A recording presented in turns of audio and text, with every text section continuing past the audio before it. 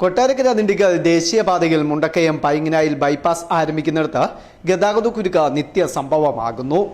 ദേശീയപാതയിലൂടെ മുണ്ടക്കയം ഭാഗത്തു നിന്നും എതിർദിശയിൽ കാഞ്ഞിരപ്പള്ളി ഭാഗത്തു നിന്നും വരുന്ന വാഹനങ്ങൾ ബൈപ്പാസിലേക്ക് തിരിഞ്ഞു കയറുമ്പോൾ ബൈപ്പാസിൽ നിന്നും ദേശീയപാതയിലേക്ക് പ്രവേശിക്കുമ്പോഴുമാണ് ഗതാഗതക്കുരുക്കിന് ഇടയാക്കുന്നത്.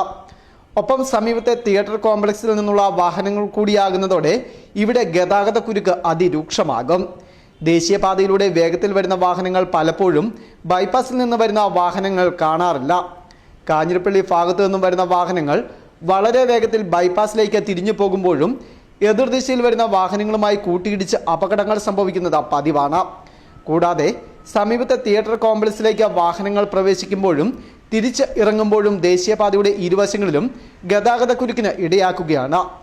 ആഘോഷ ദിവസങ്ങളിലും പുതിയ സിനിമകൾ റിലീസ് ചെയ്യുമ്പോഴുമെല്ലാം തിയേറ്റർ കോംപ്ലക്സിൽ നിന്നും വാഹനങ്ങൾ ഒരുമിച്ച് ദേശീയപാതയിലേക്ക് പ്രവേശിക്കുമ്പോൾ മേഖലയിൽ ഏറെ നേരമാണ് വലിയ ഗതാഗതക്കുരുക്ക് അനുഭവപ്പെടുന്നത്. ഇതോടൊപ്പം വാഹനങ്ങൾ കൂട്ടിയിടിച്ച് അപകടങ്ങളും പതിവാണ്. ബൈപ്പാസ് നിർമ്മാണം പൂർത്തിയാക്കി വർഷങ്ങൾക്ക് ശേഷമാണ് ബൈപ്പാസിലൂടെ കൂടുതൽ വാഹനങ്ങൾ കടന്നുപോകുവാൻ തുടങ്ങിയത്.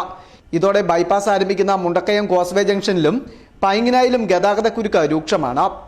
പൈങ്ങന പാലത്തിന് സമീപം ബൈപ്പാസ് ആരംഭിക്കുന്നിടത്ത് താൽക്കാലിക ഡിവൈഡറുകൾ സ്ഥാപിക്കുകയും ദേശീയപാത വിഭാഗത്തിന്റെ നേതൃത്വത്തിൽ ദീർഘവീക്ഷണത്തോടെ റൗണ്ടാന അടക്കമുള്ള സൗകര്യങ്ങളും ക്രമീകരിച്ചാൽ പ്രശ്നത്തിന് ശാശ്വത പരിഹാരമാകും. Festoon news, Mundakayam.